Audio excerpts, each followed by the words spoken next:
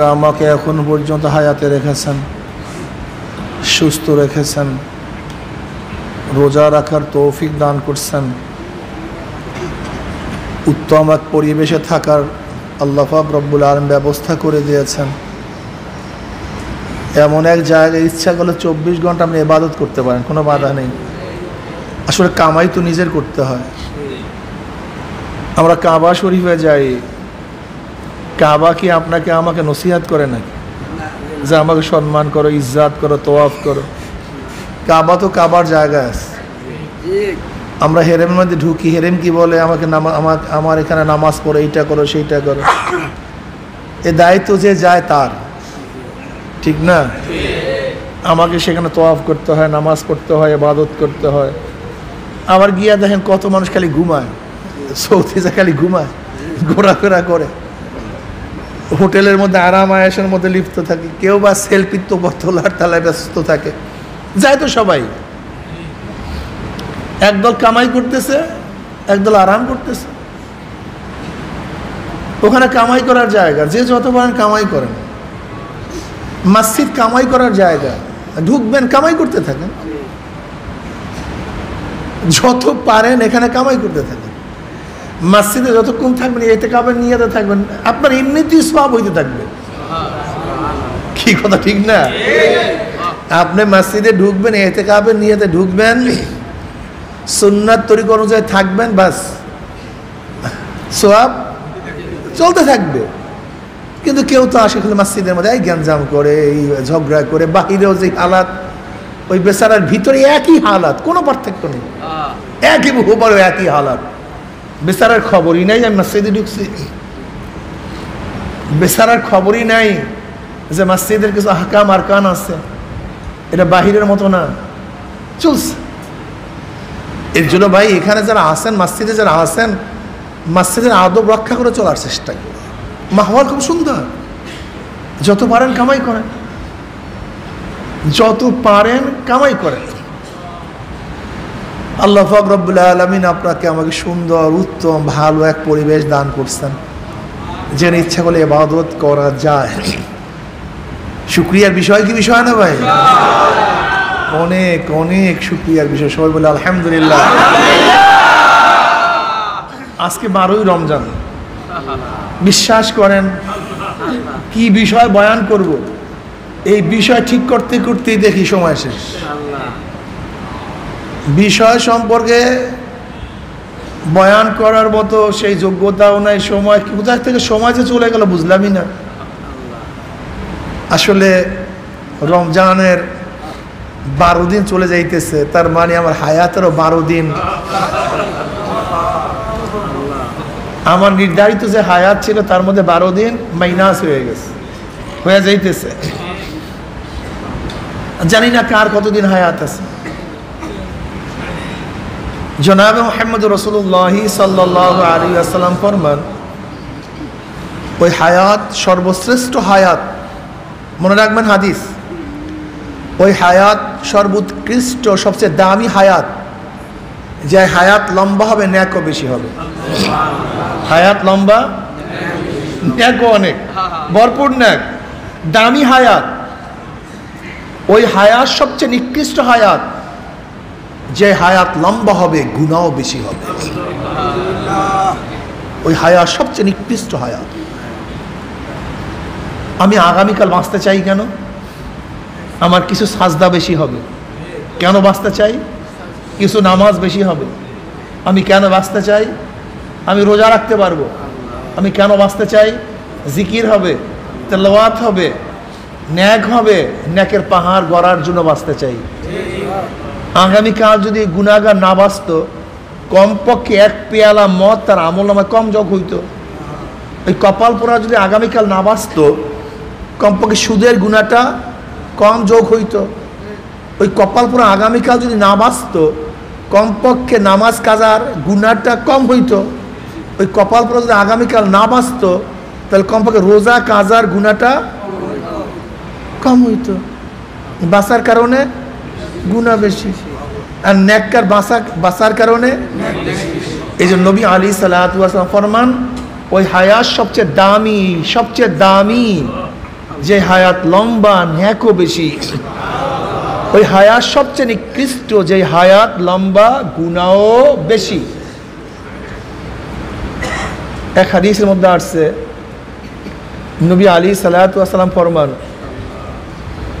কিয়ামতের ময়দানে আল্লাহ পাক রব্বুল আলামিন দুই ব্যক্তিকে ডাকবেন।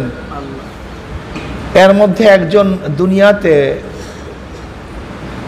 যে কোনোদিন অশান্তি কি জিনিস, দুঃখ দুর্দশা কি জিনিস, দুর্দশা কি জিনিস কোনোদিন দেখে নাই, সুখ আর সুখ, শান্তি আর শান্তি, জন্মের পর থেকে শান্তি আর শান্তি। কিন্তু বদনসিব কপাল পর জাহান্নামী হয়ে যাবে। আর এক ব্যক্তি দুনিয়াতে শান্তি কি জিনিস, সুখ কি জিনিস কোনোদিন দেখে নাই, জন্মের পর থেকেই দুঃখ কষ্ট বালা মুসিবতের মধ্যে ছিল, কিন্তু খুশনসিব লোকটা জান্নাতি হয়ে যাবে। এবার যে ব্যক্তি চিরসুখী, দুনিয়াতে চিরসুখী ছিল, ওকে এক ঝলক জাহান্নাম দেখানো হবে, এক ঝলক, এই তোর ঠিকানা ওইটা। এবার বল, তুই দুনিয়ার মধ্যে কি পরিমাণে সুখ করছো, কি পরিমাণে শান্তি করছো? এখনো জাহান্নামে ফালায় নাই, কিন্তু শুধু দেখাইছে এক ঝলক। সে বলবে, আল্লাহ তোমার জাতে পাকের কসম খায়া বলতেছি, দুনিয়ার মধ্যে আমি এক সেকেন্ডের জন্য সুখ করি নাই, এক সেকেন্ডের জন্য শান্তি করি নাই, এক সেকেন্ডের জন্য আরাম আয়েশ আনন্দ করি নাই, আনন্দের মধ্যে ছিলাম না, এক সেকেন্ডের জন্য না। কি বুঝলেন? জাহান্নামের আযাব এত কঠিন, এক ঝলক দেখার সাথে সাথে দুনিয়ার সমস্ত শান্তির কথা মুহূর্তের মধ্যে ভুলিয়া যাবে, মুহূর্তের মধ্যে, সেকেন্ডের মধ্যে ভুলিয়া যাবে।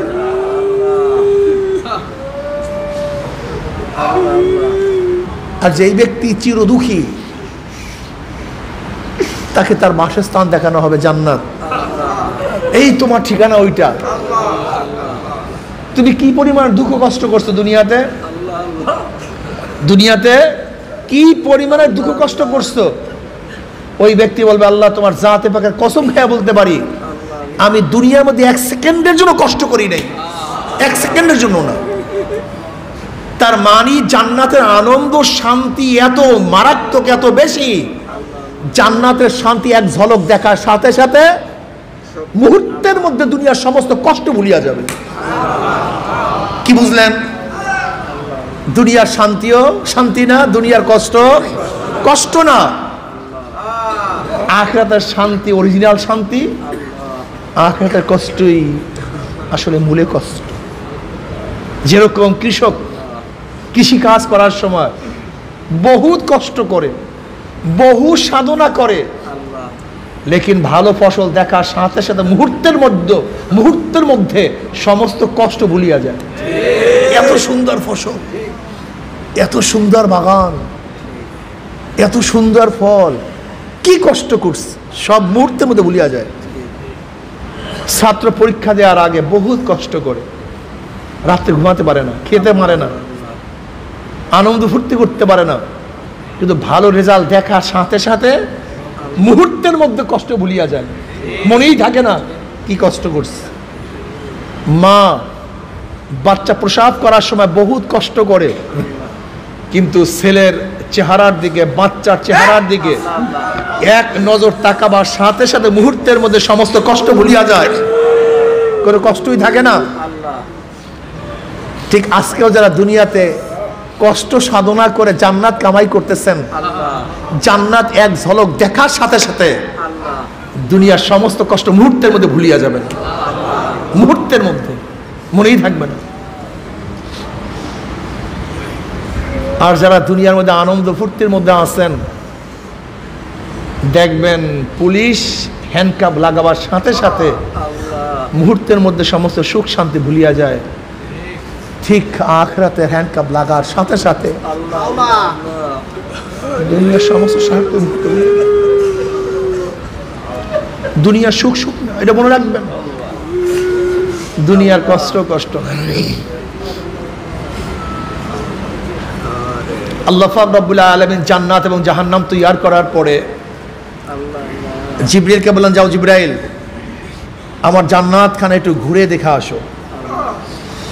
পুরা জান্নাতও দেখে আসো, কেমন জান্নাত আমি বানাইছি। জিবরিল আলাইহিস সালাতু ওয়াস সালামের এক এক পাংখার বাড়িতে 500 বছর সফর করতে পারে না। ধাম মারবে 500 বছর চলে যাবে, তো মারাত্মক। এরকম 500 বছর সফর করতে করতে জান্নাত দেখিয়া শেষ করতে পারে নাই। আসিয়া রিপোর্ট পেশ করতে, মাওলা তুমি এত সুন্দর জান্নাত সৃষ্টি করছো, এত সুন্দর, এত আকর্ষণীয়, এত দৃষ্টিনন্দন জান্নাত তুমি সৃষ্টি করছো, তোমার বান্দারা যদি কানের মধ্যে কোন রকমের জান্নাতের আওয়াজ পায় জীবন চলে যাবে। এই জান্নাতে না এসে কেউ ছাড়বে না, জীবন যাবে, কিন্তু তারপরও জান্নাতে আসবেই আসবে। দেখেন না সামান্য দুনিয়ার মধ্যে জাকাত আনার জন্য, রিলিফ নেওয়ার জন্য মানুষ মারা যায়, সামান্য কিছু হুঁশ থাকে না। দেখেন না খাওয়া দিবে, খেতে গিয়ে পাড়াপাড়ি করতে গিয়ে মারা যায়, এরকম ইতিহাস নাই মনে হয়, বুড়ি বুড়ি। তাহলে কি বুঝলেন? দুনিয়ার সামান্য কিছু অর্জন করার জন্য মানুষের হুঁশ থাকে না। আর ওই জান্নাত যদি কেউ দেখতো, খবর পায় যে আল্লাহ পাক এরকম এরকম জান্নাত রাখছেন, তাহলে অবস্থাটা কি হবে বলেন তো? জিবরাইল আলাইহিস সালাম বলছে, মাওলা তুমি এমন জান্নাত সৃষ্টি করছো, তোমার বান্দারা যদি জান্নাতের একটু আওয়াজ কানে পায় জীবন যাবে, সব কিছু বিলীন করবে, উৎসর্গ করবে, কিন্তু জান্নাত ছাড়বে না, তো জান্নাত ছাড়বে না। এবার আল্লাহ পাক বলেন, যা তো একটু জাহান্নামখানা দেখে আসো, আমার জাহান্নামখানা ঘুরে দেখে আসো। এরকম 500 বছর সফর করিয়া জাহান্নাম দেখিয়া শেষ করতে পারে নাই। বলছে, আল্লাহ তুমি এটা সৃষ্টি করছো কেন, এটা বানাইছো কেন? এত কঠিন, এত মারাত্মক, এত আযাব, এত অশান্তির জায়গা তুমি কেন সৃষ্টি করছো? এখানে আসবে কে?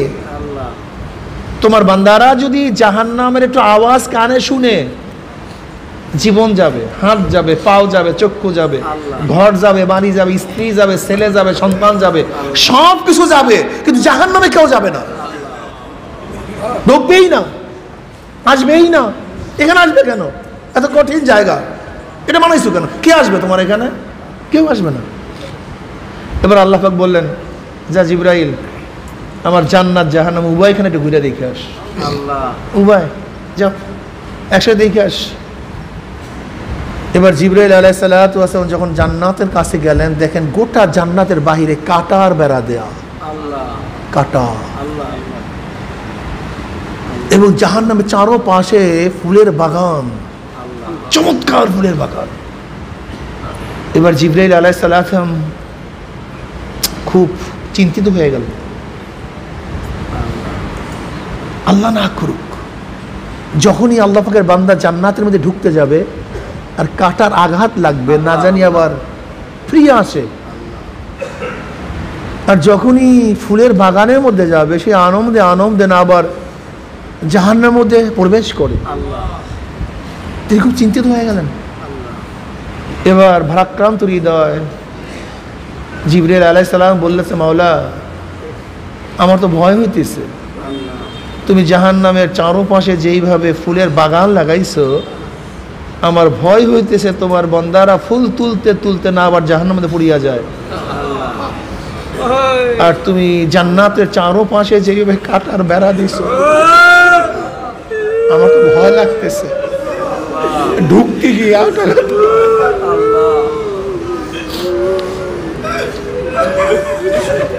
সে জাহান্নামের মধ্যে ঢুকতে গিয়ে আঘাত খেয়ে আবার ফিরে না আস, আমার তো ভয়।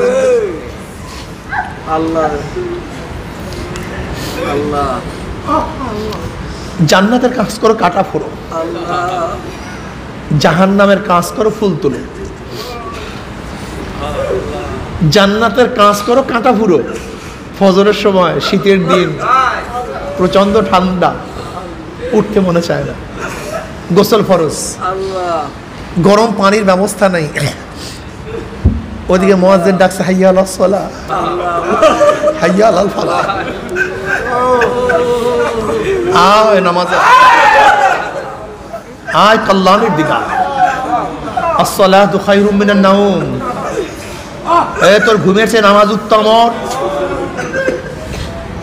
মাত্র ঘুমাস, প্রচন্ড ঠান্ডা, উঠতে মন চায় না।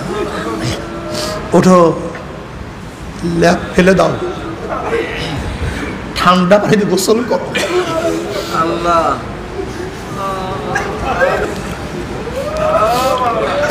আল্লাহর সামনে নামাজে দাঁড়ায়া যাও, জান্নাতের কাজ করো, কাটা পুরো। জান্নাতের কাজ করো, কাটা পুরো। জোহরের সময় প্রচন্ড রৌদ্র, কাজও অনেক, দোকানের মধ্যে ভিড়ও বেশি, বেচা কিনাও শুরু হয়েছে, কিছু কাজ বাকি আছে। রিক্সা বহন করো, ঠেলা গাড়ি ঠেলো, রৌদ্রের মধ্যে কলিজা শুকায় গেছে, জিব্রা বের হয়ে যাইতেছে, পানি পিপাসা সহ্য হয় না। ওই মুহূর্তে দোকান বন্ধ করো, নামাজে হাজিরা দাও, জান্নাতের কাজ করো, কান্না পুরো। এই কষ্ট করে রোজা রাখো, জান্নাতের কাজ করো, কাটা পুরো। আসরের সময় বন্ধুরা সব খেলার মধ্যে মত্ত, তুমি বন্ধুদের সহ বন্ধুদের সাথিত্ব ত্যাগ করে নামাজে দাঁড়িয়ে যাও, জান্নাতের কাজ করো, কাঁটা পুরো। মাগরিবের নামাজ পড়ো, জান্নাতের কাজ করো, কাঁটা পুরো। এশারের নামাজে হাজিরা দাও, জান্নাতের কাজ করো, কাঁটা পুরো। পর্দা করতে খুবই কষ্ট, স্ত্রী বেজার, বাবা বেজার, মা বেজার, ভাই বেজার, সংসারে সবাই বেজার, পাড়া প্রতিবেশী বেজার। আপনি কি দেখেন নাই গত কয়েকদিন আগে বা কয়েক মাস আগে হবে, এক বেচারি বোরখা পরার কারণে তাকে চাকরিচ্যুত করতে চায়, যে বোরখা পরবা চাকরি করতে পারবা না, বোরখা ছাড়বা চাকরি করবা।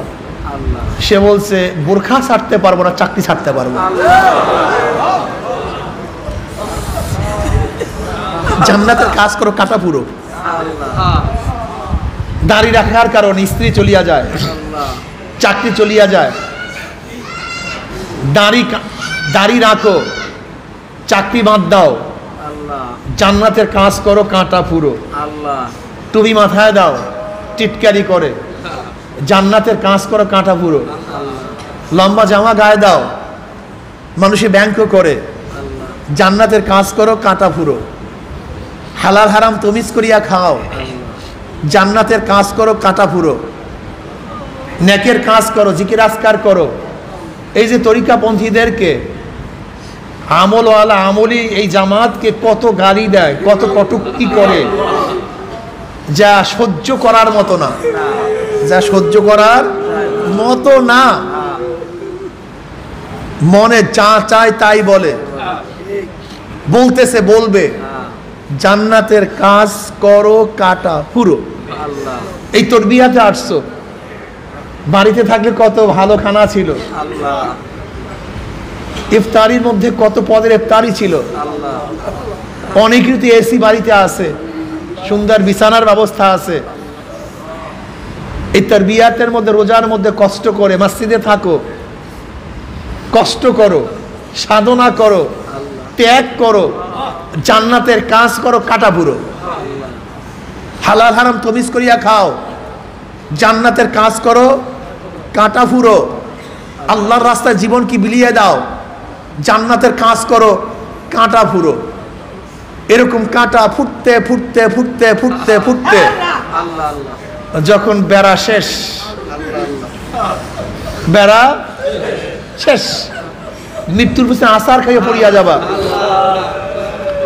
অমনি আমার মালায় ডাক দিয়ে বলবে, এই ফেরেশতারা, আমার এই বান্দা বান্দি বহু সাধনা করিয়া জান্নাত কামাই করছে, বহু সাধনা, সাধনা শেষ নাই তো, সীমা নাই, এত সাধনা করে জান্নাত কামাই করছে।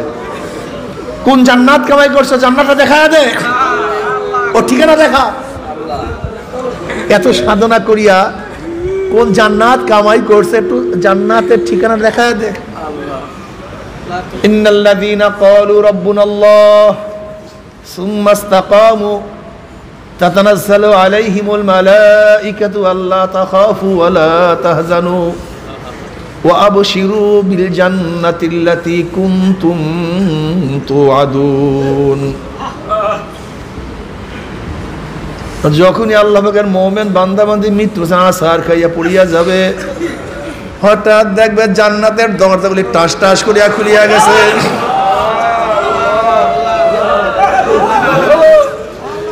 তাতানাজ্জালু আলাইহিমুল মালাইকাতু আল্লা তাখাফু। ফেরেশতা নাযিল হইতেছে, একের পর এক ফেরেশতা নাযিল হইতেছে। আল্লা তাখাফু ওয়া লা তাহজান, কোনো ভয় নাই, কোনো টেনশন নেই।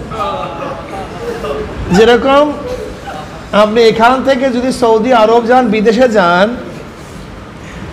ভয় লাগে না?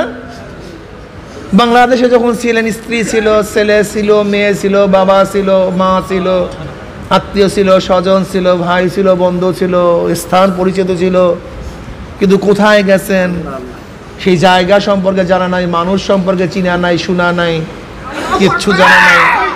কোথায় যাই? বাড়ির থেকে রওনার পর থেকে মনের মধ্যে ভয়, চিন্তা, না জানি কি, এরকম একটা ভয় আছে না? কেন? জায়গা পরিবর্তন করতেছেন তো, এক জায়গা থেকে আর এক জায়গায় যাইতেছেন। ঠিক দুনিয়ার মধ্যে সব কিছু আমরা জানি, শুনি, দেখি, জন্মের পর থেকে জায়গার সাথে পরিচয় আছে, অবস্থা সম্পর্কে জানি, কিন্তু এই দুনিয়া রেখে অন্য এক জগতে যাইতেছে, একটু ভয় লাগা কি লাগতে পারে কি লাগে না? জান্নাত জাহান্নামের কত কথা শুনছি, এইটা শুনছি, সেইটা শুনছি জীবনভর, এখন দুনিয়া থেকে বিদায় হয়ে যেতে ভয় লাগার কথা কি কথা না? চিন্তিত হওয়ার যুক্তি আছে কি নাই? কোথায় কবর, কিয়ামত, কত নাকি শুনছি, একটু ভয় লাগবে। অমনি ফেরেশতারা বলবে, যেরকম বিদেশে যাওয়ার পরে যখন এয়ারপোর্টে আপনার সাথে এসে রিসিভ করে, কোনো টেনশন করিও না, কোনো চিন্তা করিও না, আমরা সবাই আছি এখানে, তোমার জন্য চাকরি টাকরি সব কিছু, ঘরটা সব ঠিক, কোনো টেনশন করিও না, কোনো চিন্তা করিও না, ভাবিও না,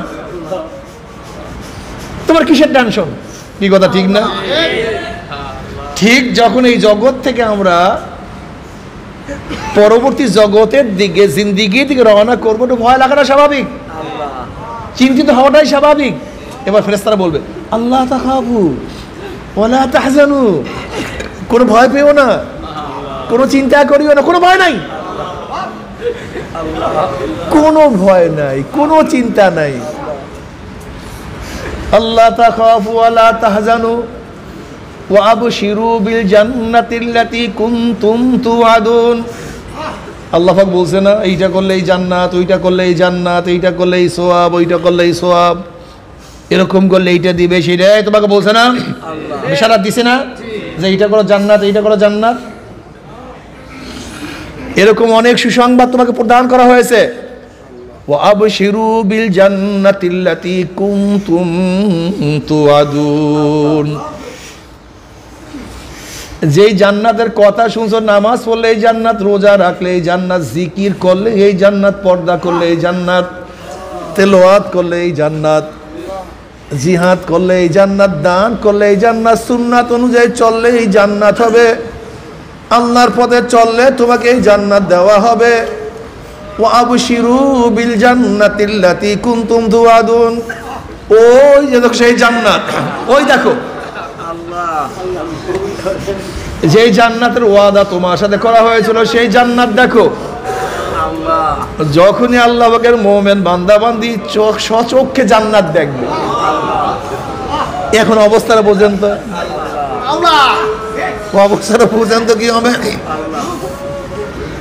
নাহনু আউলিয়াউকুম ফিল হায়াতিদ দুনিয়া ওয়া ফিল আখিরা। তুমি ভাবছো আমি একা, তুমি একা ভাবছো। নাহনু আউলিয়াউকুম ফিল হায়াতিদ দুনিয়া ওয়া ফিল আখিরা। দুনিয়ার মধ্যে আমরা তোমার বন্ধু ছিলাম, তোমার পাশে ছিলাম, তোমার কাঁধের মধ্যে ছিলাম, তোমার হাঁটার সাথী ছিলাম, তোমার চলার সাথী ছিলাম, দুনিয়ার মধ্যে তোমার দোস্ত ছিলাম, কিন্তু দেখো নাই। দুনিয়ার মধ্যে তোমার সাহায্যকারী ছিলাম, তুমি বুঝো নাই। দুনিয়ার তো তোমার সাথেই ছিলাম, তুমি অনুভব করতে পারো নাই। নাহনু আউলিয়াউকুম ফিল হায়াতিদ দুনিয়া ওয়া ফিল আখিরাহ। কোনো টেনশন করবো না, কবরে আমরা তোমার সাথে আছি, কিয়ামতের ময়দানে আমরা তোমার সাথে আছি, মিজানেও আছি, ওই পুলসেরাতেও আছি, জান্নাত পর্যন্ত না, পুলসেরাত পর্যন্ত তোমার থেকে যাব না, কোনো টেনশন করবা না, কোনো ভয় করবা না, কোনো টেনশন নাই, জান্নাত।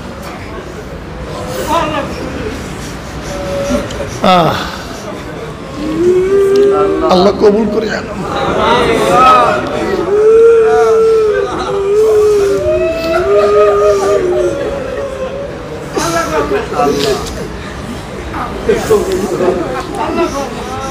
হাদিসের মধ্যে আসছে অনেক কবরবাসীর অবস্থা এরকম হবে, কবরে যাবে, নামাজের মধ্যে তার খুবই মোহাব্বত ছিল, নামাজের প্রতি আকর্ষণ ছিল, নামাজে দাঁড়ায় যাবে, নামাজের মধ্যে এমন মজা লাগবে, সালাম ফিরাবে, হঠাৎ আওয়াজ, বিকট আওয়াজ, ভাই ফেরেশতা ওই যে বন্ধু তো সাথে আছে তো, সারিয়া যায় নাই তো, ভাই ফেরেশতা কিসের আওয়াজ? কিয়ামাতুল কিয়ামা, কিয়ামত কায়েম হয়ে গেছে। আর ভাই ফেরেশতা, আল্লাহ আল্লাহ রসুল তো মিথ্যা কথা বলতে পারে না, ওলামায়ে কেরাম মিথ্যা কথা বলতে পারে না, তারা বলছে কবরের মধ্যে হাজার হাজার বছর থাকতে হবে, এইমাত্র আমি কবরে আসছি, এর মধ্যে সময় চলে গেছে কিভাবে? আল্লাহ পাকের বান্দা বান্দি, তুমি মাওলাকে এমন ভাবে রাজি খুশি করে আসছো, এই কবরের মধ্যে হাজার হাজার বছর চলে গেছে, আল্লাহ পাক অনুভবও করতে দেয় নাই।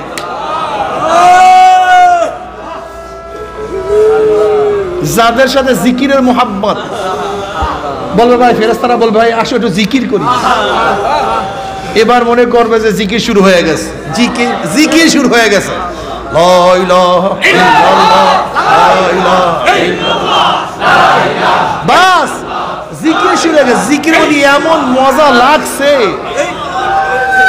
এমন মজা, মোনাজাত দৌড়বে জিকির শেষে, মোনাজাতের মজা লাগছে, এর মধ্যে আওয়াজ, কিরে ভাই ফেরেশতা কিসের আওয়াজ?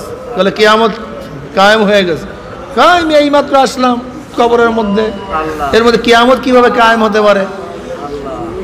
বলে মাওলা কি এমন ভাবে রাজি খুশি করে আসছো, এই হাজার হাজার বছর চলিয়ে গেছে কিন্তু অনুভবও করতে দেয় নাই। যাদের তেলাওয়াতের সাথে মোহাব্বত, তেলাওয়াত করতে থাকবে, কিয়ামত কায়েম হয়ে যাবে, বাস খবরই নেই, টেনশন নেই। এরপর কিয়ামতের ময়দানে উঠবে।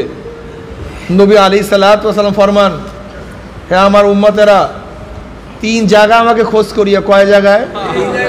3 জায়গায় আমাকে খোঁজ করিও। হাউজের কিনারে আমাকে খোঁজ করিও, হাউজের কিনারে। আল্লাহ আল্লাহ,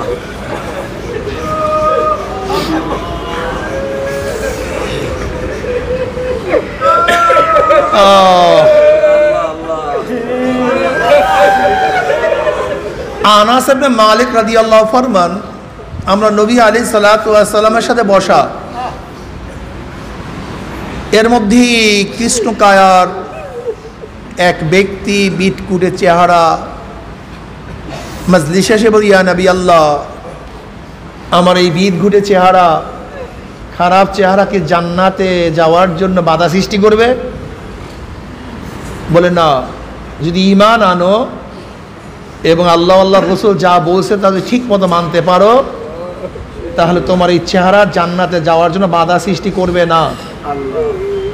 তখন এই ব্যক্তি বলতেছে, ইয়া নবী আল্লাহ, আপনার এই মজলিসে আসার 8 মাস আগে আমি সাক্ষী দিয়েছি আল্লাহ ব্যতীত কেউ মাবুদ নাই এবং জনাবে মুহাম্মদ রাসূলুল্লাহ সাল্লাল্লাহু আলাইহি ওয়াসাল্লাম আল্লাহর বান্দা ও রাসূল। আপনার এই মজলিসে আসার 8 মাস আগে আমি সাক্ষী দিয়েছি, আমি ঈমান এনেছি। কিন্তু ইয়া নবী আল্লাহ, আপনার এখানে যারা উপস্থিত আছে এবং যারা উপস্থিত নাই, এদের অনেকের কাছেই তাদের মেয়ের জন্য প্রস্তাব দিয়েছিলাম যে তোমার মেয়ে আমাকে দাও, কিন্তু আমার চেহারা দেখিয়া প্রস্তাবে কেউ রাজি হয় নাই। অথচ আমি বনি আসলামের সম্ভ্রান্ত পরিবারের লোক, কিন্তু আমার মামার গোষ্ঠীর চেহারা আমার উপর বেশি প্রভাব ফেলছে। জনাবে মুহাম্মদ রাসূলুল্লাহ সাল্লাল্লাহু আলাইহি ওয়াসাল্লাম বললেন, এখানে কি আব্দুল ওহাব আছে? ওহাব কি এখানে আছে? বল না ইয়া নবী আল্লাহ, সে তো নাই, সে এখানে নাই। নবী আলাইহিস সালাতু ওয়াস সালাম ওই ব্যক্তিকে বললেন, তুমি কি তার ঘর চিনো? তুমি তার ঘর চিনো? বল না ইয়া নবী আল্লাহ, আমি তার ঘর চিনি, আমি তার ঘর চিনি। বলে যাও তুমি গিয়া বলো তার মেয়ের সাথে আল্লাহ নবী তোমাকে বিবাহ দিয়া দিয়েছে, যাও। তার একজন সুন্দরী সুশ্রী আকর্ষণীয় এক মেয়ে ছিল, খুবই গুণবতী, আরবের মধ্যে সর্বশ্রেষ্ঠ এক মেয়ে ছিল। তার সাথে বিয়া দিয়া দিছে ওই নিগ্র কালো ওই ব্যক্তির বীরকুটে চেহারা। তার ঘরে গিয়া নক করছে, ভাবছে আরব্য মানুষ, দরজা খোলার পরে তার চেহারা দেখিয়া একটু বিতৃষ্ণার, ভাই তোর চেহারা খুব খারাপ, ব্যক্তি কেন এখানে আসছে? সালাম দিয়া বলতেছে, আল্লাহ নবী তোমার মেয়ের সাথে আমাকে বিবাহ দিয়ে দিয়েছে। এই কথা শোনার পরে তারা ক্ষিপ্ত হয়ে গেল, বের হয় এখান থেকে মিয়া, ফাজলেমির জায়গা পাও না, বের হয় এখান থেকে। কিসের মেয়ে বিয়ে দিচ্ছে? বাধা পাইর এখান থেকে, ফাজলেমির জায়গা পাও না। আঁথর আপ্রান্ত দূরের কথা, বের করে দিচ্ছে অপমান করে। ওই ব্যক্তি সোজা নবী আলাইহিস সালাতু ওয়াস সালামের দরবারে রওনা করছে। ওইদিকে ঘরের মধ্য থেকে মেয়ে বলতেছে, আব্বা ওহি আপনাকে অপমান করার আগে আপনার নবীর প্রস্তাবকে গ্রহণ করুন।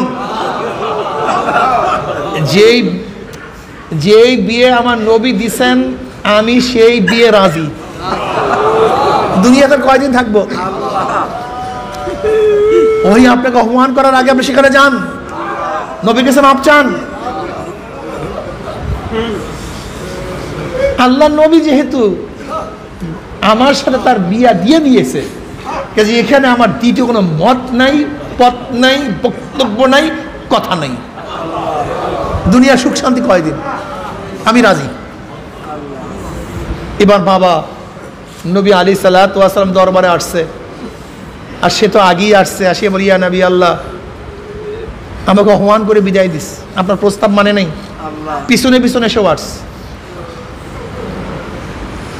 নবী আলাইহিস সালাতু ওয়াস সালাম সালাম করছেন। এবার নবী বললেন, তুমি কি আল্লাহর রসুলের প্রস্তাবকে অস্বীকার করছো? ইয়া নবী, বুঝতে পারিনি, ভাবছিলাম সে হয়তো সত্য কথা বলে নাই, বুঝতে পারি নাই। যেহেতু আপনি যেই বিবাহ দিয়ে দিয়েছেন আমি আপনার প্রস্তাবে রাজি, আমি রাজি, আমার কোনো আপত্তি নেই।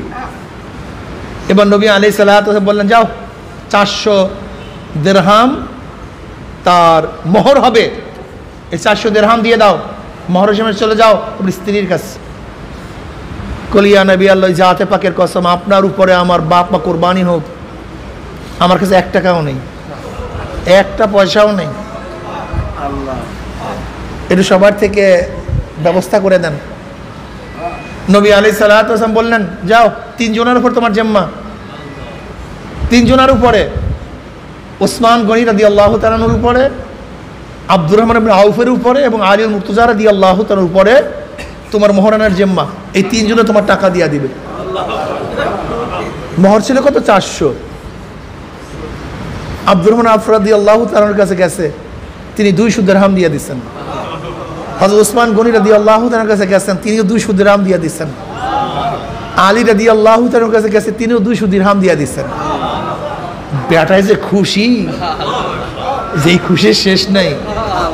মেয়েটা পাইছে সর্বশ্রেষ্ঠ, আরবের মধ্যে সর্বশ্রেষ্ঠ, উৎকৃষ্ট, সবচেয়ে সুন্দরী, গুণী, আর মোহরের টাকাও পাইছে অনেক। বুঝেন তখন বাজারটা কেমন? বাজারে চলে গেছে, গিয়া হৃষ্টপুষ্টে আনন্দের সাথে বাজার করতেছে। বাজার করবে, হঠাৎ এক আহ্বানকারী আওয়াজ, আল জিহাদ, আল জিহাদ, আল জিহাদ। নবী আলাইহিস সালাতু ওয়াস জিহাদের দিকে আহ্বান করছে, আল্লাহ আল জিহাদ, জিহাদ শুরু হয়ে গেছে, জলদি যে যেখানে আসো তৈয়ার হয়ে যাও। স্ত্রীর জন্য কেনাকাটা করবে, যে এই আওয়াজ কানের মধ্যে ঢুকছে, আল্লাহ আকাশের দিকে তাকায় বলতে আসমানের মালিক, জমিনের মালিক, আমি চাই আমার টাকাগুলি যুদ্ধের অস্ত্র কেনার কাজে ব্যবহার করব। স্ত্রীর শাড়ি চুড়ি কেনার জন্য ব্যবহার করতে চাই না।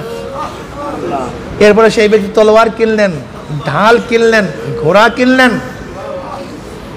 যুদ্ধের পোশাক পরিধান করলেন, যুদ্ধের সাজে সজ্জিত হয়ে মুসলমানদের কাতারে দাঁড়িয়ে গেছে।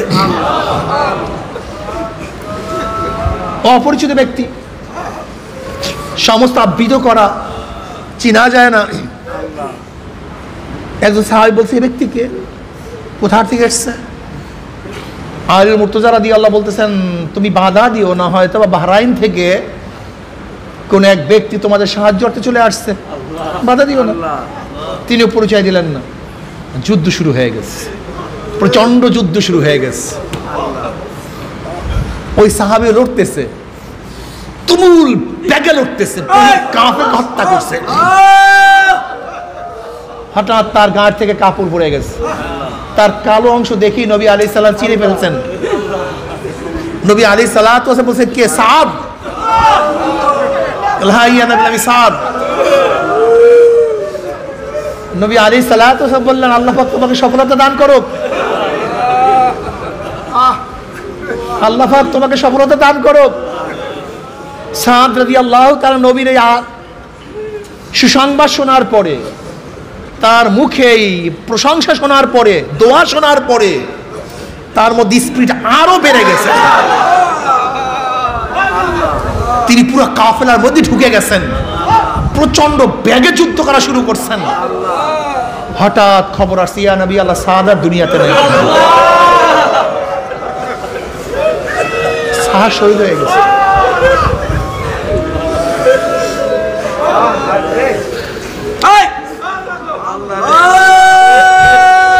নবী আলাইহিস সালাতু ওয়াস সালাম দৌড়ে সাদের কাছে গেছেন। নবী আলাইহিস সালাতু ওয়াস সালাম হযরত সাদ রাদিয়াল্লাহু তাআলা আনহুর মাথা নিজের কোলে রাখছেন।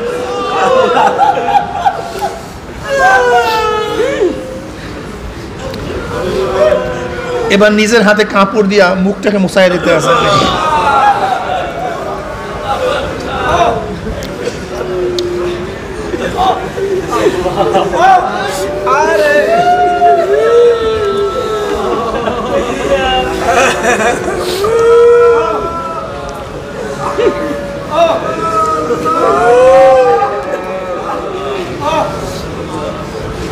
নবী আলাইহিস সালাতু ওয়াস সালাম হঠাৎ বললেন, আল্লাহ পাকের শুকর, সাদ হাউজে পুষে গেছেন। সাদ হাউজে পুষে গেছে। হঠাৎ নবী আলাইহিস সালাতু ওয়াস সালাম কেঁদে ফেললেন। এরপরে মুস্কি হাসলেন, এরপর চেহারা ঘুরায় নিলেন। আবু লুবাবা রাদিয়াল্লাহু তাআলা আনহু তিনি বললেন, ইয়া নবী আল্লাহ, আমার বাপ মা আপনার উৎসর্গিত হোক। হাউস কি জিনিস? হাউস কি জিনিস? নবী আলাইহিস সালাতু ওয়াস সালাম বললেন, আল্লাহ পাক রব্বুল আলামিন কিয়ামতের ময়দানে আমাকে হাউজে কাউসার দান করবেন, যার প্রস্থ হবে সানা থেকে বুসরা পর্যন্ত, যার গোটা এরিয়াটা ইয়াকুত এবং মুক্তামণির দ্বারা, স্বর্ণর দ্বারা, সবুজ ইয়াকুত পাথরের দ্বারা, হীরা কাঞ্চনের দ্বারা সাজানো হবে, যার পানি দুধের চেয়েও সাদা হবে, মেশকের চেয়েও ঘ্রাণ হবে, মধুর চেয়ে কোটি কোটি গুণ বেশি স্বাদ হবে। মান শারিবা লাম ইয়াজমা আবাদা, বুখারীর মধ্যে রওয়ায়াত আছে, যেই ব্যক্তি এক পেয়ালা হাউজে কাউসারে পানি পান করবে 50,000 বছরের মধ্যে আর কোনোদিন পানি পয়সা লাগবে না। এবার বলছেন, ইয়া নবী আল্লাহ, আপনি কেন কাঁদলেন, কেন হাসলেন, আপনি কেন চেহারা ঘুরাইলেন? নবী আলী সালাত ওসালাম বললেন, সাদের বিরহ বেদনায় আমি কেঁদে ফেলছি, ওর বিয়োগে আমি কেঁদে ফেলছি। হাসলেন কেন? ওর মর্যাদা দেখে আমি হাসিয়া ফেলাইছি। আল্লাহ পাক এত মর্যাদা দান করছে, চেহারা ফিরাইলেন কেন? বলে আমি দেখতেছি জান্নাতের হুরেরা মল উন্মোচন করে, বাহু উন্মোচন করে সাদকে রিসিপশন করার জন্য আসতেছে। ওই হুর দেখে আমি চেহারা ঘুরাইয়া ফেলাইছি। এবার নবী আলাইহিস সালাতু ওয়াস সালাম সাদের তরবারি, যুদ্ধের পোশাক, যুদ্ধের কিছু সব একত্রিত করে বলতেছে, যাও তার স্ত্রীর পরিবারের কাছে নিয়ে যাও এবং বলে দাও আল্লাহ পাক রব্বুল আলামিন সাদকে তোমাদের মেয়ের চেয়ে অনেক উত্তম মেয়ে দান করছেন।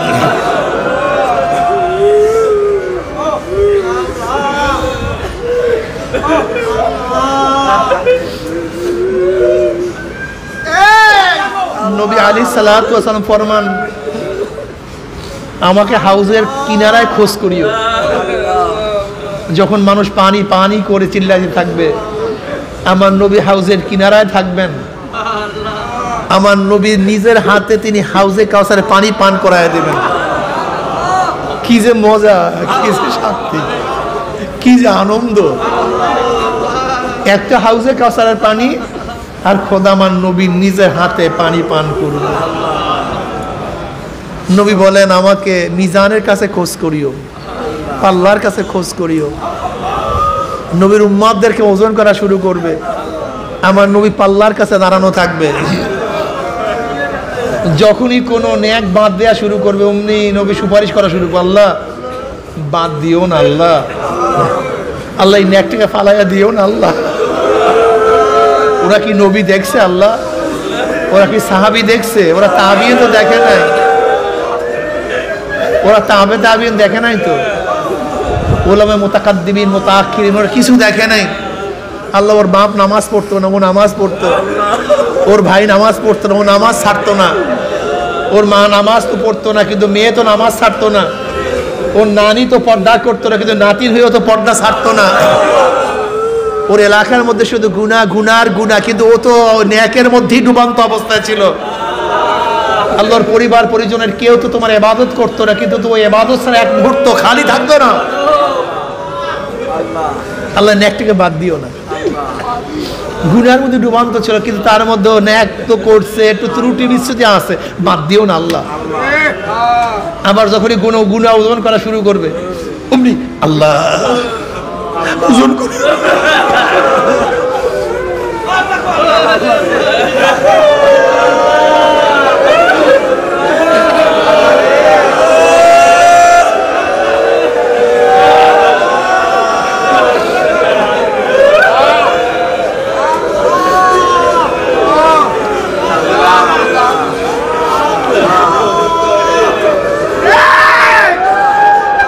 আল্লাহ ওজন করিও না।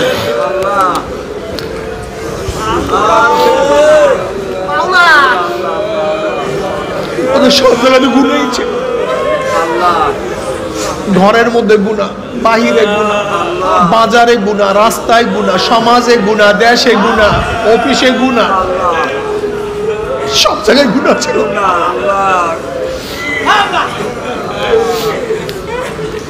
ও তো সাধ্য অনুযায়ী চেষ্টা করছে। আল্লাহ সাধ্য অনুযায়ী চেষ্টা করছে। আল্লাহ এই গুনাহটাকে ওজন করিও না। বুখারীর মধ্যে রওয়ায়াত আছে, আল্লাহ পাক কিয়ামতের ময়দানে বলবেন, ইশফা তুশাফা, ও আমার নবী আপনি সুপারিশ করেন, যা করবেন আমি কবুল করব। সাল তুতা, আপনি যা চাইবেন আমি দিয়া দেব, যা চাইবেন আমি দিয়ে দেব। আমার নবী আর উম্মতের জন্য সুপারিশ করতে থাকবে, মিজানের কাছে সুপারিশ করতে থাকবে, বলতে থাকবে।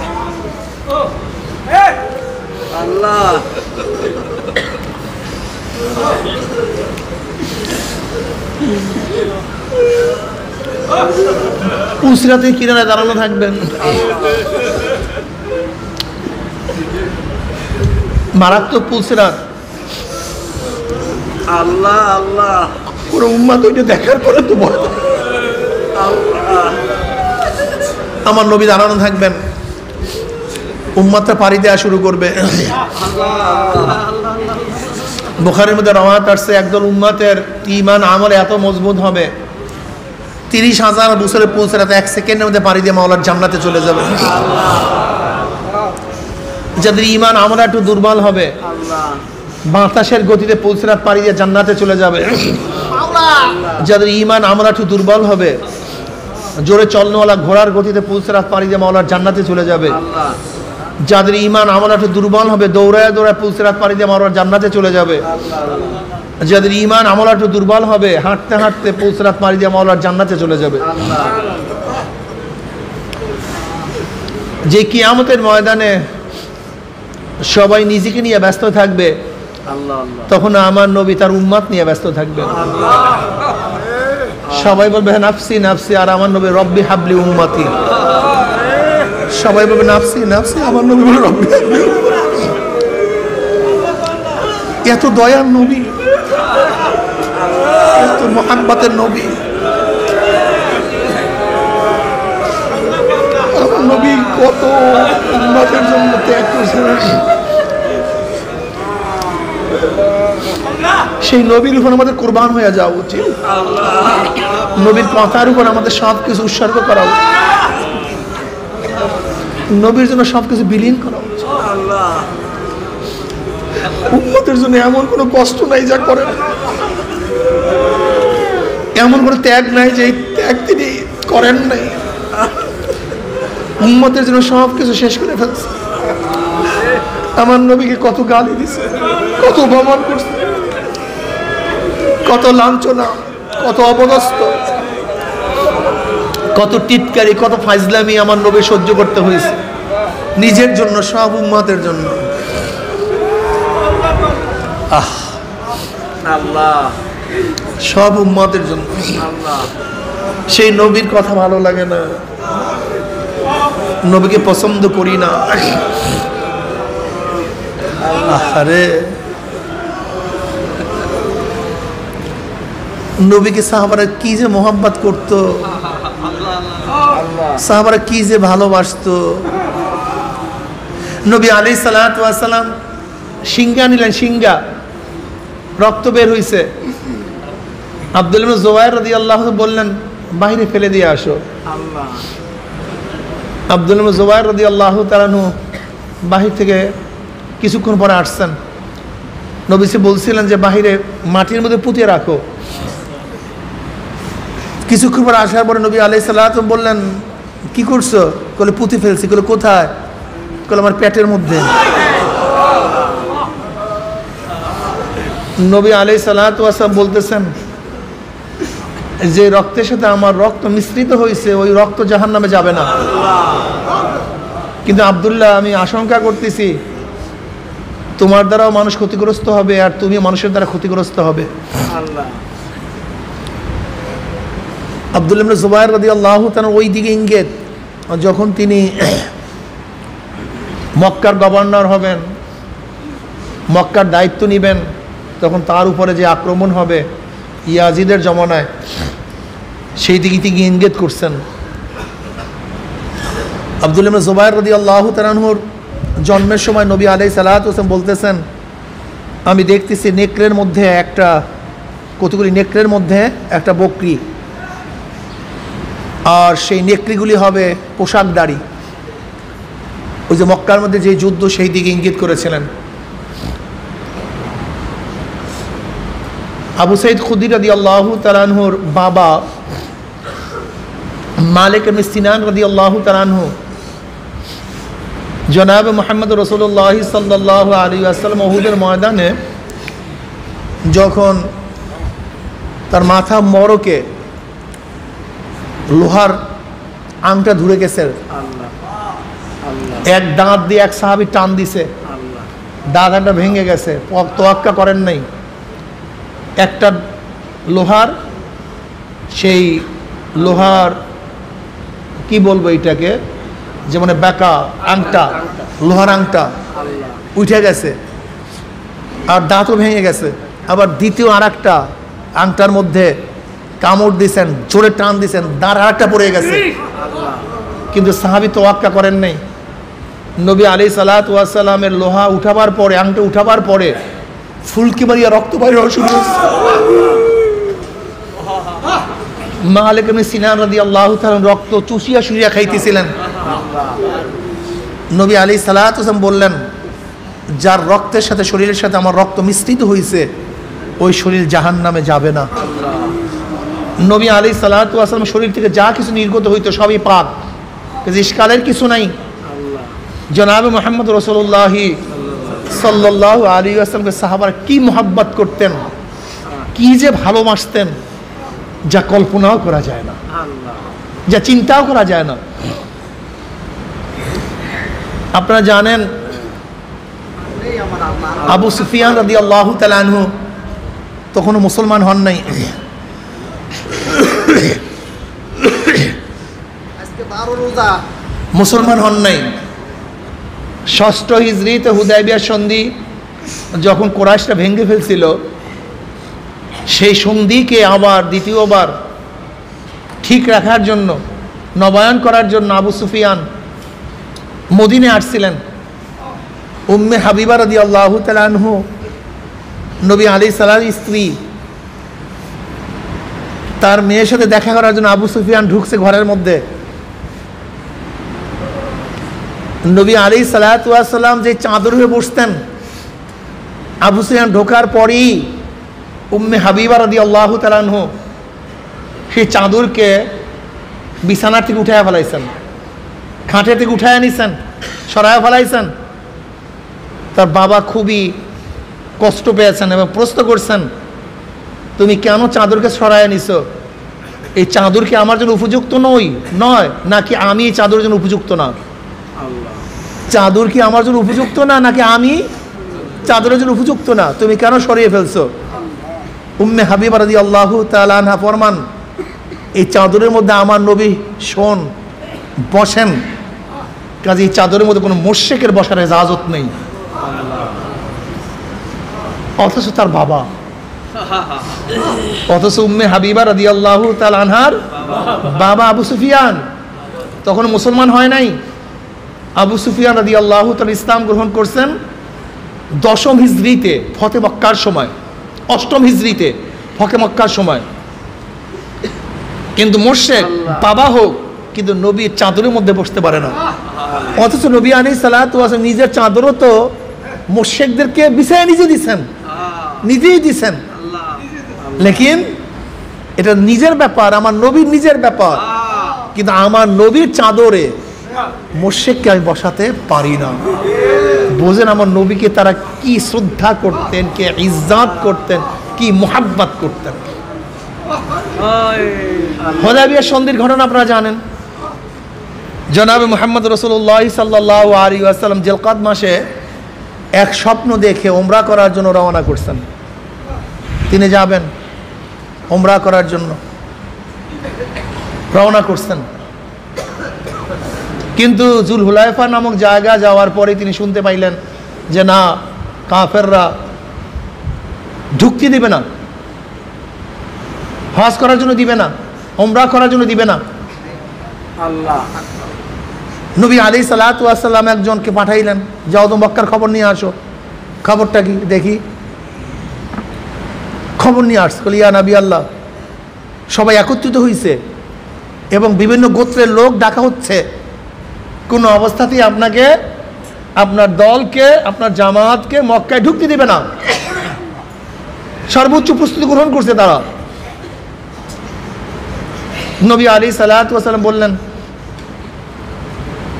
সাহাবাদের সাথে মশওয়ারা করলেন, তাহলে যাদেরকে বাহির থেকে মক্কায় নেওয়া হয়েছে আমরা তাদের বাড়িগুলিকে আক্রমণ করি, ধ্বংস করে দেই। আবু বকর রাদিয়াল্লাহু বলেন, ইয়া নবী আল্লাহ, আমরা তো উমরা করার জন্য আসছি, হজ করার জন্য আসছি, আমরা যুদ্ধ করার জন্য আসিনি। আমরা কেন যুদ্ধ করতে যাব? তারা যুদ্ধ আমাদের সাথে শুরু করে নেই, আমরা আগাম কেন যুদ্ধ করতে যাব? নবী বলছেন তাই তো, কথা তো ঠিক, চলো সামনে চলো। নবী আলাইহিসসালাতু ওয়াসসালাম সাথীদেরকে নিয়ে সামনে অগ্রসর হচ্ছেন। হযরত ওসমান রাদিয়াল্লাহু তাআলা আনহুকে নবী আলাইহিসসালাতু ওয়াসসালাম পাঠায় দিলেন। যেহেতু ওসমান রাদিয়াল্লাহু তাআলা আনহু মুসলমান হওয়া সত্ত্বেও কাফেরদের কাছে, কুরাইশদের কাছে তার ইজ্জত সম্মান অনেক বেশি, পাঠাই দিলেন, যাও তুমি দেখো তাদের খবর কি, তাদের অবস্থা কি, এবং গিয়ে বলো আমরা যুদ্ধ করার জন্য আসি নাই, শুধু ওমরা করার জন্য আসছি, এছাড়া অন্য কোনো উদ্দেশ্য আমাদের নেই, এটা বলো, যাও আমরা হজ করার জন্য আসছি, অন্য কোনো উদ্দেশ্যে যুদ্ধ করার জন্য এখানে আসিনি। ওসমান রাদিয়াল্লাহু গেলেন ওইদিকে। নবী আলাইহিসসালাতু ওয়াসসালাম হুদাইবিয়া নামক জায়গায় অবস্থান করলেন। কাফেররা আসতেছে, নবী আলাইহিসসালাতু ওয়াসসালামকে বলতেছেন আপনার যাওয়া ঠিক হবে না। তারা সর্বোচ্চ প্রস্তুতি গ্রহণ করছে।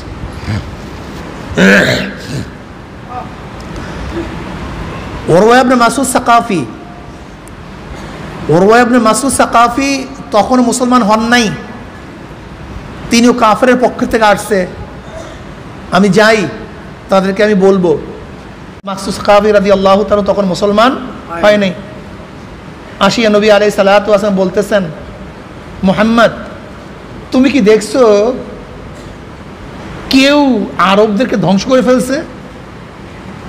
এরকম কিছু দেখছো? আর তুমি কি চিন্তা করছো যে গোটা আরবকে তুমি ধ্বংস করে ফেলবা? না আগে ঘটছে, না তুমি ঘটাতে পারবা।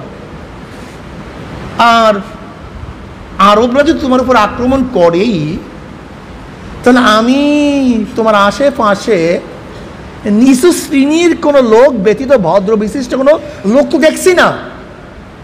যুদ্ধ শুরু হয়ে গেলে কেউ তোমার সাথে থাকবে না, একজনও থাকবে না, সব ভাগবে। এই কথা শোনার সাথে সাথে আবু বকর সিদ্দিক রাদিয়াল্লাহু তাআলা বললেন, তুই গিয়ে তোর লাত মুদপির তলদেশ চাট দিয়া যা। আমরা কি আমার নবীকে ছেড়ে অন্য জায়গায় চলে যাব? এইটা ভাবছো তুই? এবার উরওয়া বলতেছে নবী আলাইহিসসালাতু ওয়াসসালাম কিনি কে? বলে তো আবু বকর। বললো তার একটা প্রতিদান আমার উপরে একটা ঋণ আছে, সে আমাকে উপকার করছে, যেহেতু উপকার করছে আমি তাকে এর জবাব কিছুই দেব না, সে অধিকার রাখে, সে যেহেতু আমার উপরে এহসান করছে। আরব্য নিয়ম হলো যখন সামনাসামনি কথা বলে এরকম দাড়িতে হাত দিয়া কথা বলতেছিল, এরকম দাড়িতে হাত দিয়া, বুঝেন নাই?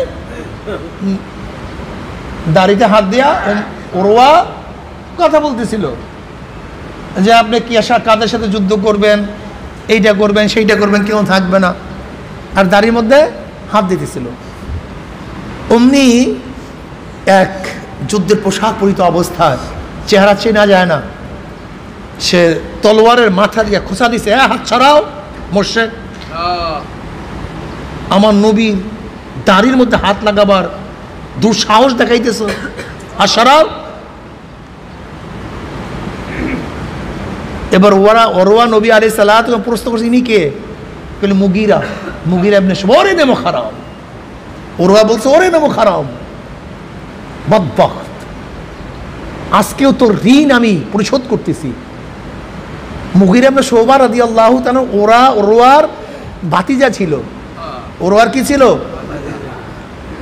উরওয়া ইবনে মাসউদ সাকাফির ভাতিজা ছিল। আর এই মুগীরা ইবনে শুবা রাদিয়াল্লাহু তাআলা জাহিলি যুগে কয়েকজন হত্যা করছিল, আর সেই হত্যার দিয়া তার চাচার উপরে পড়ছে। তাই মুগীরার তরফ থেকে সেই মুক্তিপণ দিতেছে, যে তার তরফ থেকে মুক্তিপণ দিতে আছে সে তার তলোয়ার দিয়ে তার চাচার হাতের মধ্যে খোঁচা মারছে, নামাও মুশরিক, কুলওয়ানি মুখারম, তোর আজকে প্রতিদান দিতে আছে, মুক্তিপণ আদায় করতেছি, আর তুই আমার সাথে এই ব্যবহার করতেছ। তার মানে নবী আলাইহিসসালাতু ওয়াসসালাম দাড়ির মধ্যে হাত লাগানো বেয়াদবি, এটা সাহাবারা সহ্য করতে পারে নাই। অনেক কথাবার্তা চলতেছে, আর ওরওয়া ছিল আরবের মধ্যে একজন জ্ঞানী গুণী, সে সব কিছু দেখছে, সাহাবাদের অবস্থা দেখছে, খুব ভালো মতো পর্যবেক্ষণ করছে। এবার গিয়া কাফেরকে বলতেছে, মুশরিকদেরকে বলতেছে, শোনো, আমি বড় বড় রাজ দরবারে গেছি, আমি কায়সারের দরবারে গেছি, কিসরার দরবারে গেছি, আমি নাজ্জাশির দরবারে গেছি, আমি গোটা দুনিয়ার মধ্যে সর্বশ্রেষ্ঠ রাজা বাদশাদের দরবারে গেছি, লেকিন মুহাম্মাদের অনুসারীরা তাকে যেইভাবে মানে, যেই ইজ্জত করে, সম্মান করে, শ্রদ্ধা করে, মোহাব্বত করে, গোটা দুনিয়ার কোন অনুসারীদেরকে এত মোহাব্বত করতে আমি দেখি নেই, এত ভালোবাসতে দেখি নেই। তার সম্মান অর্থে তার অনুসারীরা তার চেহারার দিকে তাকায় কথা বলে না, চক্ষু নিম্ন দিকে রাখে। আমি দেখেছি নবী আলাইহিস সালাতু ওয়াস সালাম যখনই কোনো থুক ফেলেন, অমনি তার সাথীরা, তার সাহাবীরা সেই থুককে হাতে মেখে নিয়ে নেয়, চেহারার মধ্যে লাগায়, শরীরের মধ্যে লাগায়। আমি দেখেছি যদি তিনি উজু করার পরে পানি অবশিষ্ট থাকে, তখন সেই পানি নেয়ার জন্য জোরাজুরি হুরহাঙ্গামা লেগে যায়। কি আগে গ্রহণ করবে, মুখের মধ্যে লাগায়, মাথার মধ্যে লাগায়, শরীরের মধ্যে লাগায়। যদি কেউ না পায় যার শরীরের মধ্যে আমার নবীর হাতের স্পর্শকৃত পানি লাগছে, যার গার মধ্যে লাগাইছে, অন্য ব্যক্তি তার গার মধ্যে সেই পানি মুছে এবং শরীরের মধ্যে লাগায়। আমি দেখেছি যদি মুহাম্মাদের সাল্লাল্লাহু আলাইহি ওয়াসাল্লামের কোনো পশম বা দাড়ি পড়ে যায়, শ্রদ্ধা পড়ে, সম্মান অর্থে সেই দাড়ি এবং চুলকে তারা উঠায় নেয়, সেটিকে শ্রদ্ধা করে, সম্মান করে, তার আদেশ পালন করার জন্য তারা তাদের জীবনকে উৎসর্গ করে। এত ভক্তি এবং শ্রদ্ধা করা লোক গোটা দুনিয়ার মধ্যে আমি আর দেখিনি। কাজে যুদ্ধ করতে যাও না কেন? ওইদিকে ওসমান ইবনে আফফান রাদিয়াল্লাহু তাআলা আনহুর ব্যাপারে খবর আসছে যে তাকে শহীদ করা হয়েছে। ওইদিকে সাহাবারা চিন্তা করতেছে, ওসমান গেছে, সে তো একা একা মজা মেরে তোয়াফ করবে, আমরা তো তোয়াফ করতে পারছি না। নবী আলাইহিস সালাতু ওয়াস সালাম সাহাবাদেরকে বললেন, আমার মনে হয় যেখানে আমি তোয়াফ করতে পারবো না, সেখানে ওসমান একা একা তোয়াফ করবে, এটা আমার বিশ্বাস হয় না, এটা আমার বিশ্বাস হয় না। এর নাম সাহাবী, এর নাম অনুসারী, এর নাম আশিক। যদি তোয়াফ অনেক সন্ধ্যা, অনেক বড় দামি এক ইবাদত, কিন্তু তারপর আমার নবী যেখানে তোয়াফ করতে পারে নাই, আমি একা সেই তোয়াফ করার সুযোগ গ্রহণ করতে পারি না। ওসমান রাদিয়াল্লাহু তার প্রস্তাব দিলেন, কাফের অস্বীকার করছে। ওইদিকে কাফেরা বলতেছে, তুমি যাও, যেহেতু যাবা তোয়াফ করে যাও, তোয়াফ করে যাও। ওসমান রাদিয়াল্লাহু বললেন, না, যেখানে আমার নবী তোয়াফ করতে আসতে পারবে না, বাধা দিছো, সেখানে আমি সুযোগ পেয়ে তোয়াফ করবো না। কাফেররা ক্ষিপ্ত হয়ে গেছে, ক্ষিপ্ত হয়ে তাকে বন্দি করছে, অ্যারেস্ট করছে। তাকে বন্দি করার খবর মুসলমানদের কাছে পুষছে যে কুতিলা উসমান, উসমানকে কতল করে দেওয়া হয়েছে। এবার নবী আলাইহিস সালাতু ওয়াস সালাম সবাইকে ডাকলেন, শপথ গ্রহণ করলেন, বয়াত নিলেন, বয়াতে রিদওয়ান, বয়াতে তাহতে সাজারা। এই হলো গাছের নিচের বয়াত। ধরো, বয়াত গ্রহণ করো। এটা ওসমানের হাত, যে আমাদের এক বিন্দু রক্ত শরীরের মধ্যে থাকাকালীনও ওসমানের হত্যার প্রতিশোধ না নিয়ে আমরা এখান থেকে কেউ যাব না। নবী আলাইহিস সালাতু ওয়াস সালাম বারবার খবর দিয়েছেন, কুরাইশরা জীবনভর যুদ্ধ করতে করতে ধ্বংস হয়ে গেছো, আর যুদ্ধে যেও না, শেষ হয়ে গেছো তোমরা, তোমরাও আমার পিছনে লাগিও না, আমিও তোমাদের পিছনে লাগবো না। আমাকে কাজ করার সুযোগ করে দাও, আমাকে কাজ করার সুযোগ করে দাও। তোমরা তোমাদের পথে চলো, আমাকে আমার পথে চলার রাস্তা করে দাও। আমার পিছনে তোমরা লাগিও না, তোমার পিছনে আমি লাগবো না, ঝামেলার কি দরকার আছে? কিন্তু কাফেররা তো শুনতে চায় না। এরপরে যখন তারা শপথ গ্রহণ করলেন, বয়াত নিলেন, এবার কাফেররা ভয় পাইছে, উপায় নেই, সারিয়া দেমা কান্দিয়াবাসী। এরপরে সেই চুক্তিপত্র আপনারা জানেন, হুদাইবিয়া সন্ধি নামে যে চুক্তি হয়েছিল মুসলমানদের সাথে কাফেরদের সাথে, 10 বছরের চুক্তি। 10 বছরের মধ্যে মুসলমানদের সাথে কাফেররা লড়বে না, কাফেরের সাথে মুসলমানরা লড়বে না, সেই চুক্তি হয়েছিল।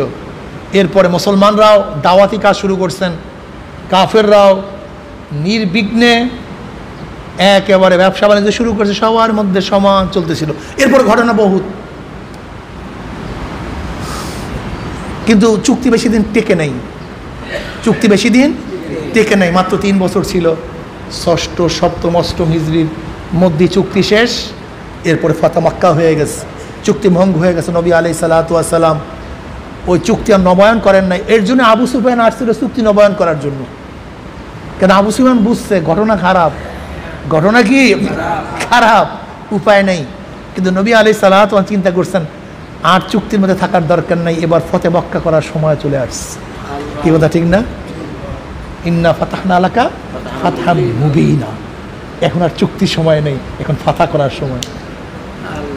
এরপরে 8ম হিজরিতে নবী আলাইহিস সালাতু ওয়াস সালাম মক্কায় প্রবেশ করেন বাদশাহী সূরাতে, এবার বাদশাহ হয়ে যান মক্কারও। যাই হোক, ঘটনা অনেক, এর জন্য বলবো সাহাবায়ে কেরাম রিদওয়ানুল্লাহি তাআলা আলাইহিম আজমাইন আমার নবীকে কত মোহাব্বত করতেন, কত ভালোবাসতেন, যা চিন্তাও করা যায় না।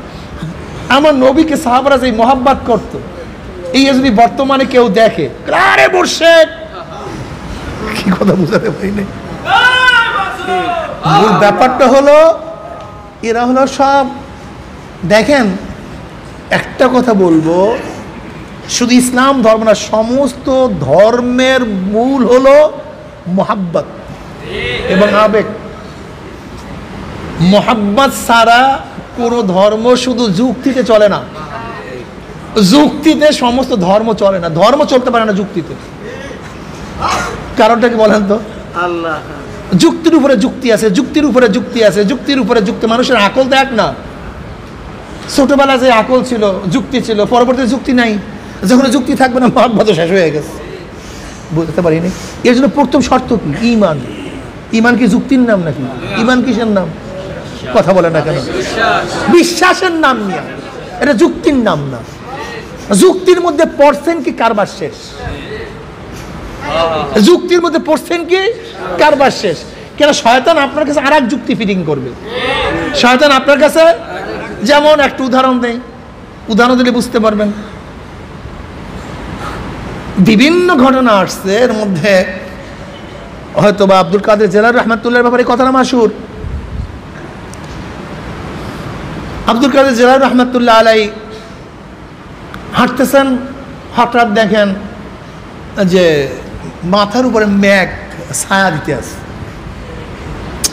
আব্দুল কাদের জিলানী চিন্তা করতে আসছে, কোনো নবী ব্যতীত কোনো অলিকে বা কোনো ব্যক্তিকে তো মেঘ ছায়া দিতে পারে না, আমাকে মেঘ ছায়া দেয়, ঘটনা কি? এ তো নিশ্চয়ই শয়তান হবে। সে লা হাওলা ওয়ালা কুওয়াতা ইল্লা বিল্লাহিল আলিয়্যিল আযীম পড়িয়া ফুক মারছে, অমনি দেখে মেঘ নেই, মেঘ শেষ। সামনে এক ব্যক্তি দাঁড়া, লাঠিওয়ালা, সেই গম্ভীর্য অবস্থা। কে তুমি? বললাম ইবলিস। আমি ইবলিস। করে মেঘ ছায়া দিছে কে? বলে আমি। মেঘ ছায়া দিছে কে? বলে আমি।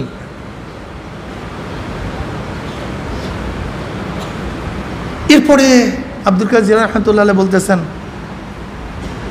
এবার শয়তান বলতেছে, আমি তো অনেক বুজুর্গি ধ্বংস করে ফেলছি, আমি অনেক বুজুর্গি ধ্বংস করে ফেলছি। যখনই তাদের উপর আমি ছায়া দেই, তারা ভাবে আমি অনেক বুজুর্গ হয়ে গেছি, আমি অনেক ওলি হয়ে গেছি, আল্লাহর অনেক নৈকট্য লাভ করছি।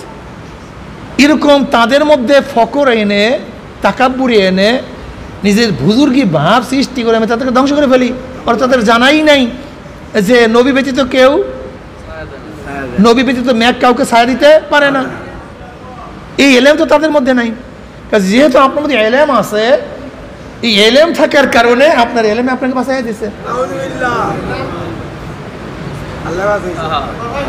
এবার শয়তানকে আব্দুল কাদের জেলার মধ্যে বলতেছে, আরে শয়তান, তুই তো আর একটা প্যাচ মারছিলি, যদি আমাকে আমার এলেমই বাঁচাইয়া দিত, তো আমার সে তোর এলেম অনেক বেশি,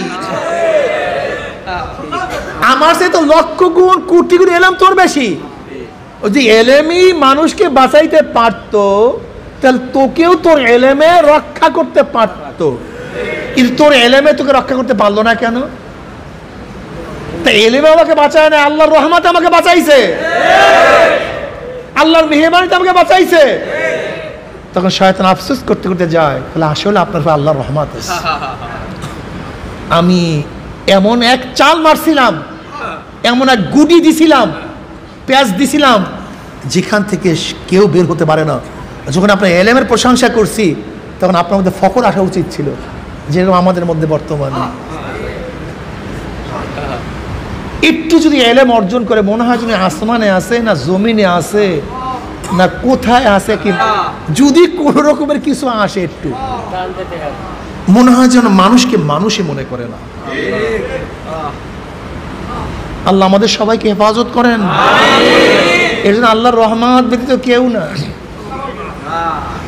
নবী আলাইহিস সালাতু ওয়াস সালাম বলেন, আল্লাহর রহমত ব্যতীত কেউ জান্নাতে যেতে পারবে না। সাহাবারা বলেন, ইয়া নবী আল্লাহ, আপনি? বলে, আমিও না, আমিও আল্লাহর রহমত ব্যতীত জান্নাতে যেতে পারবো না। এর জন্য আল্লাহর কাছে দোয়া করি, মাওলা হে, রহমতের 10 দিন চলিয়া গেছে, জানি না রহমত পাইলাম কি পাইলাম না। 10 দিন চলিয়া যাওয়ার ব্যাপারে কোনো সন্দেহ নাই, কিন্তু রহমত পাইলাম কি পাইলাম না এর মধ্যে যথেষ্ট সন্দেহ। আজকে মাগফিরাতের 2 দিন চলিয়া যাইতে আছে, জানি না গুনাহ খাতা মাফ করাইতে পারলাম কি পারলাম না। মাওলা রহমত নাযিল করো, গুনাহ থেকে বাঁচিয়া থাকার তৌফিক দিয়া দাও। তুমি তৌফিক না দিলে কিছু না। ইয়া বামুরা ইয়া না বায়াম জুস্তু জুয়ে মিকুনাম হাসেলা ইয়া দিয়া না ইয়া আরুজুয়ে মিকুনাম। আল্লাহ, তুমি আমাকে ধরা দাও অথবা নাই দাও, তোমার দরজা আমি ছাড়বো না। তুমি দরজা খোলো অথবা নাই খোলো, তোমার দরজার টাকা আমি ছাড়বো না। তুমি পথে আমাকে রাখবা কি রাখবা না আমি জানি না, কিন্তু তোমার পথ আমি ছাড়বো না। আমি তোমাকে ডাকতেই থাকবো। আল্লাহ আল্লাহ